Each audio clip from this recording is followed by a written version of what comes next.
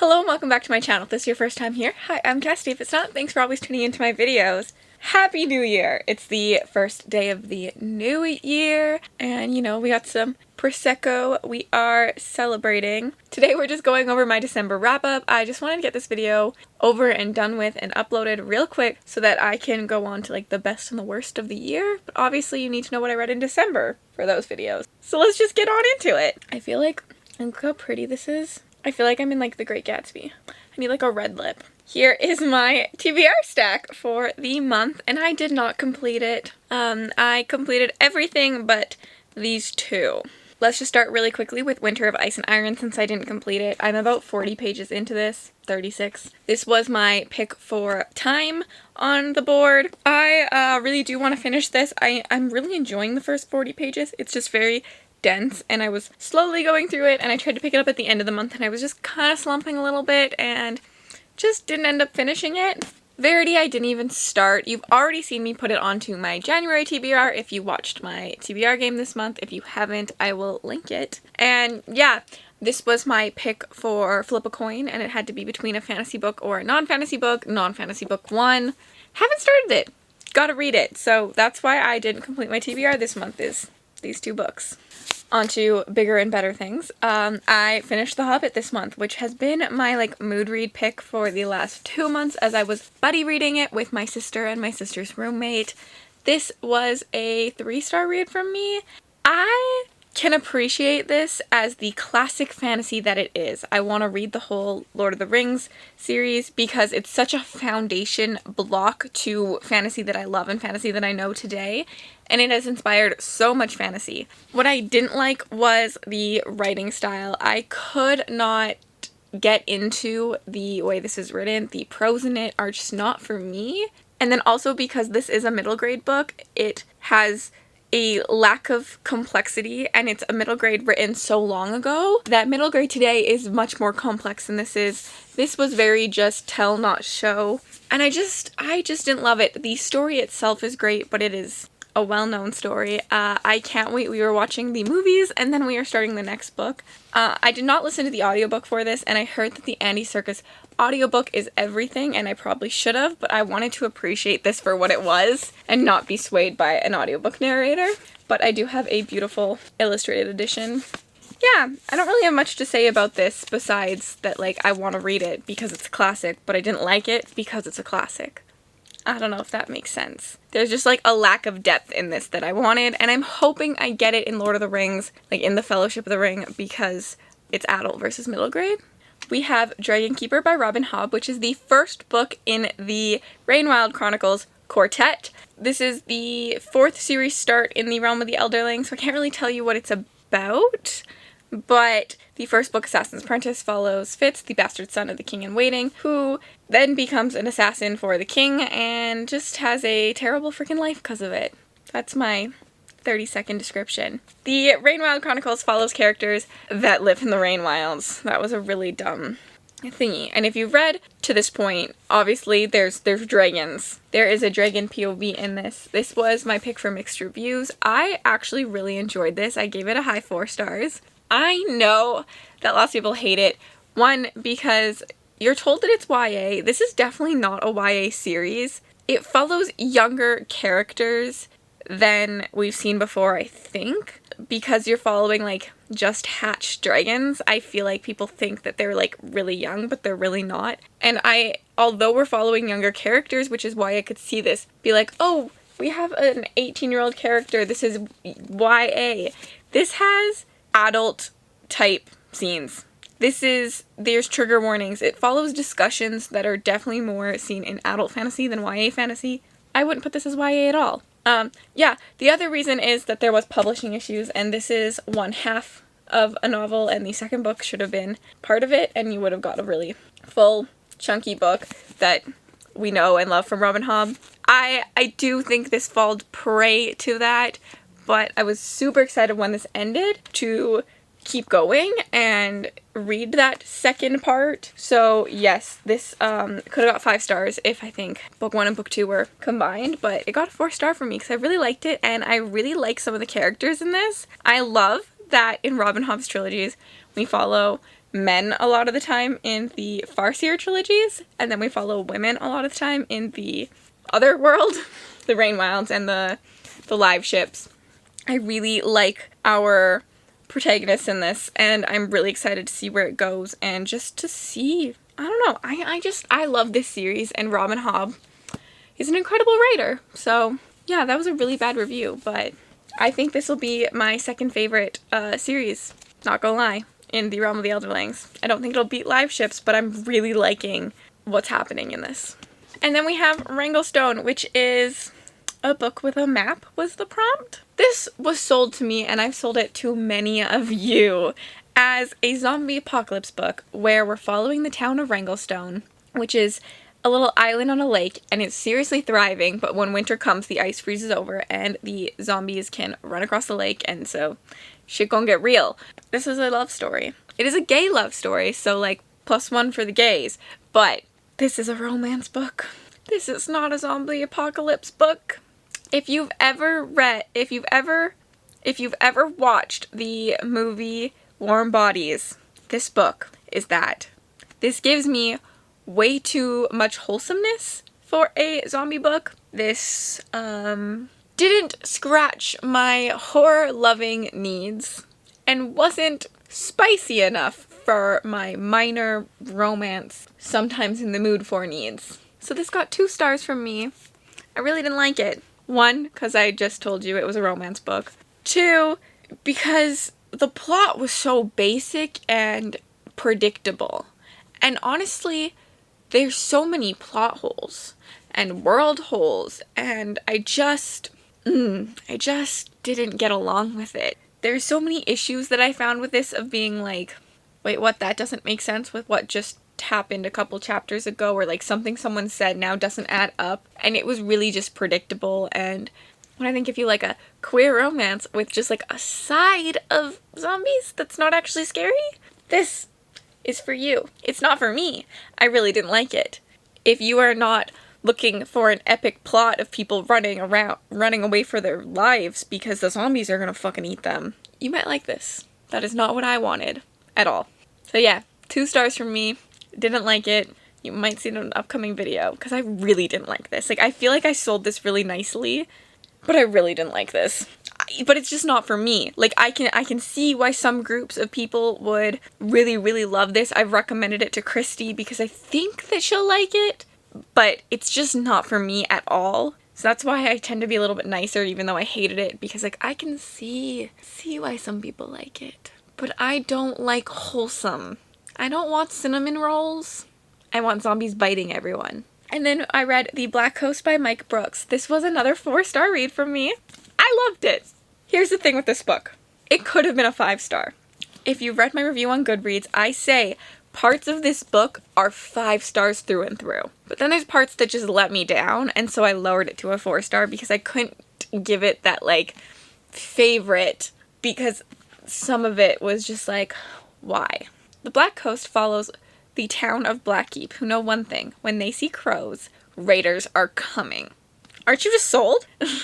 This time, though, when the raiders show up, they are not here to murder and kill and get all the shit they want.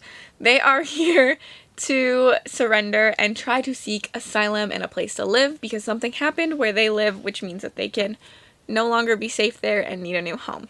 Blackkeep was so freaking interesting. This is a character-driven book. I was shocked that I liked it so much because this is character-driven. There is a plot. The plot is probably what I didn't like about it. But if you like characters, this is 100% for you. This was great. In Blackkeep, we are following a couple different characters. We are following Damon of Blackkeep, Sana, who is the, like, chief of the raiders, and then her daughter, Xana. I think I said these right, but I could be butchering them all. Fantasy names are hard, okay? And what happens in Blackkeep is so interesting. It is the melding of 2 different cultures. The cultures are so well flushed out. They are dealing with real life problems.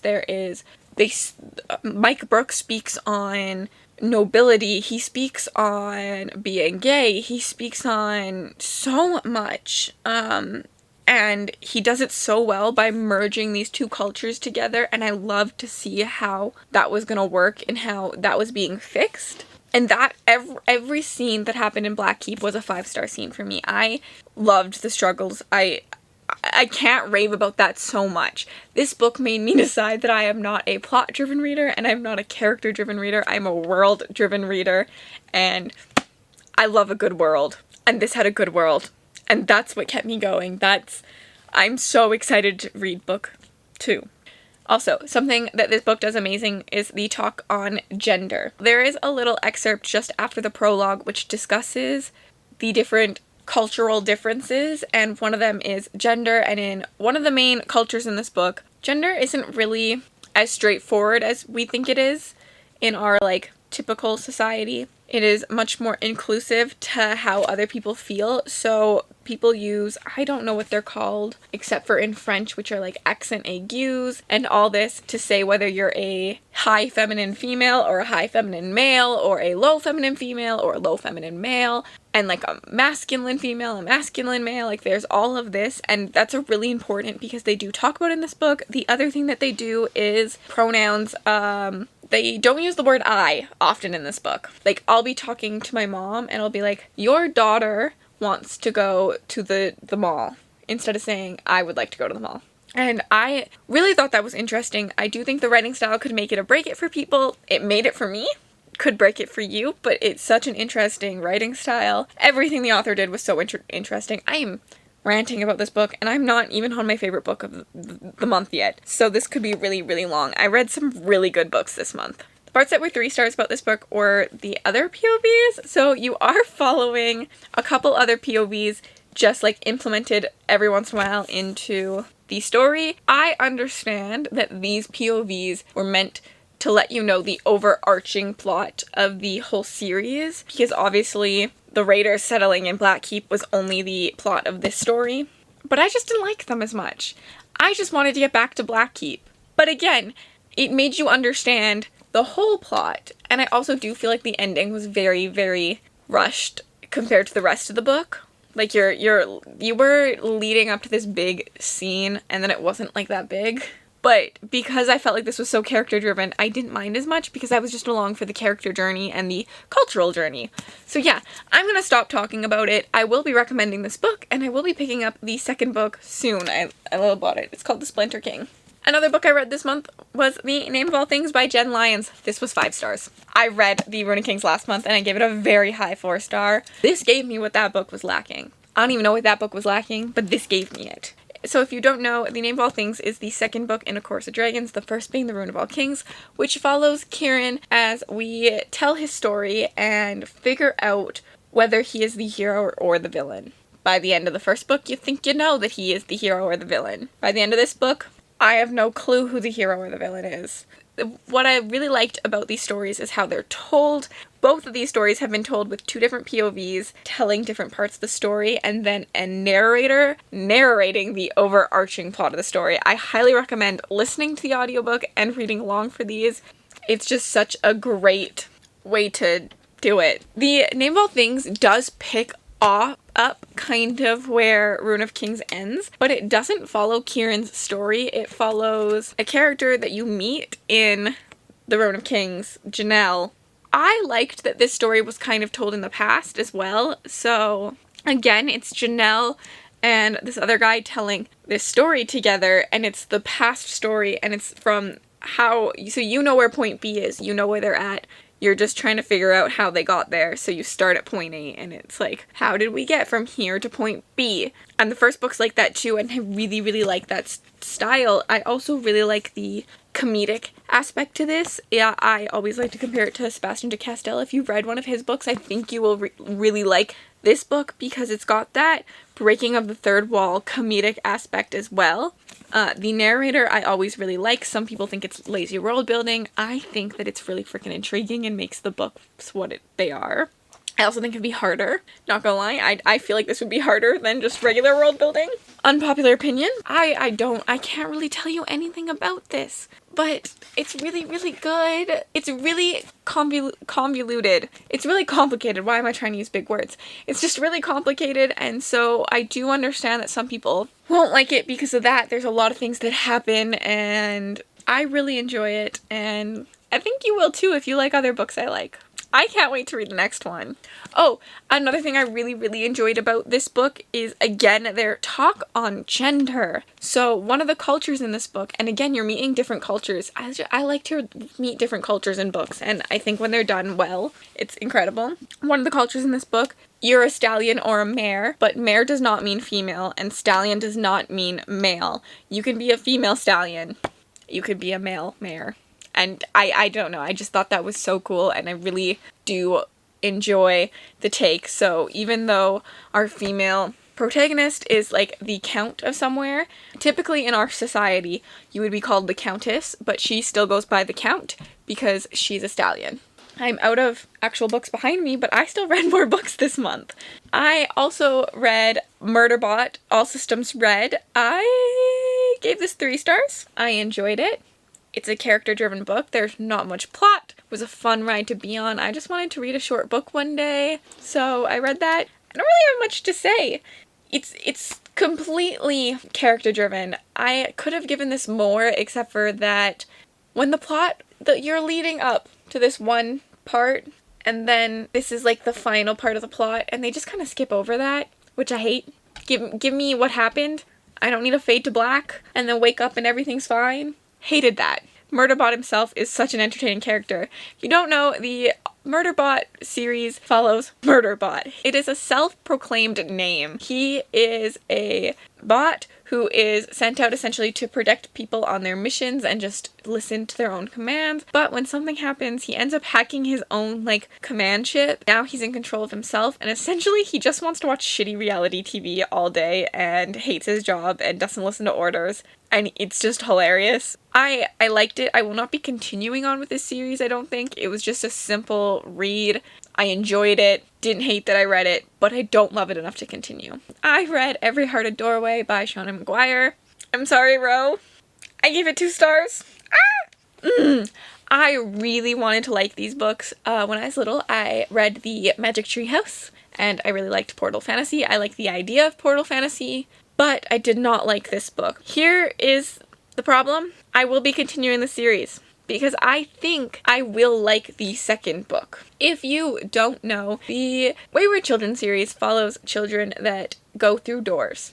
They essentially, one day a door shows up, they go through the door into this world, and the world is always like the perfect fit for them. It always feels like home. They live a life there, and then they randomly get kicked out and end back up on Earth. Then they just are like, I want to say they're going through like PTSD, but I don't think that's right. But they're just having problems going back to normal life, and their parents often are trying to force them to be something they're not, because lots of times years and years have gone by and these children are changed. Sometimes they end up leaving when they're 4 and then come back when they're like 17, and their parents just think they ran away for this long. They end up going to the Wayward Children's house, where they are taught how to, like, move on.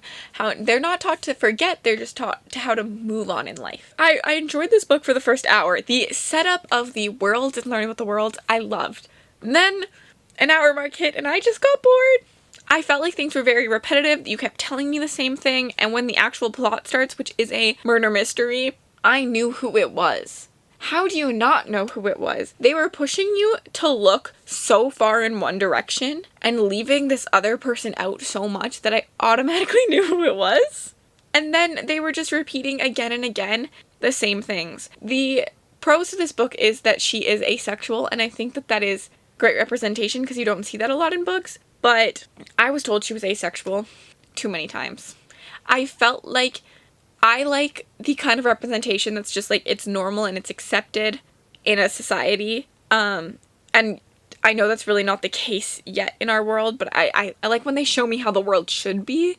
And I felt like that's not how it was in this. And they were just like pushing it again and again and again and reminding you. of this fact and almost like making her stick out because of it when I think she's just like everyone else.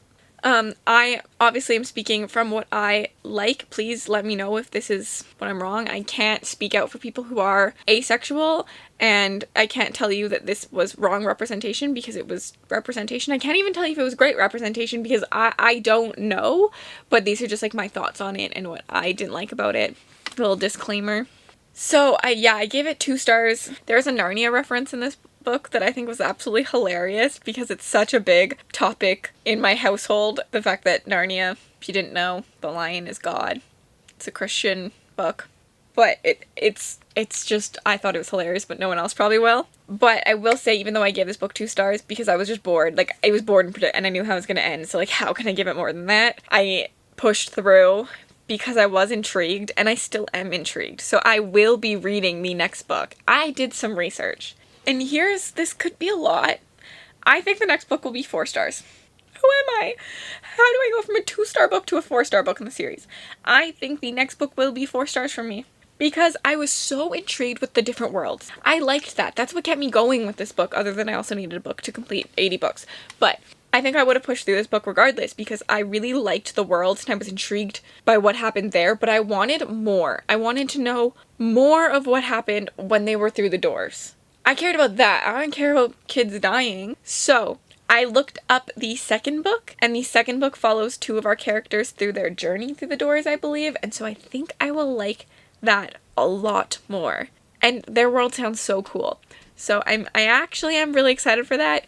And then I really read off my TBR this month, okay? So this was the last book I read of the year.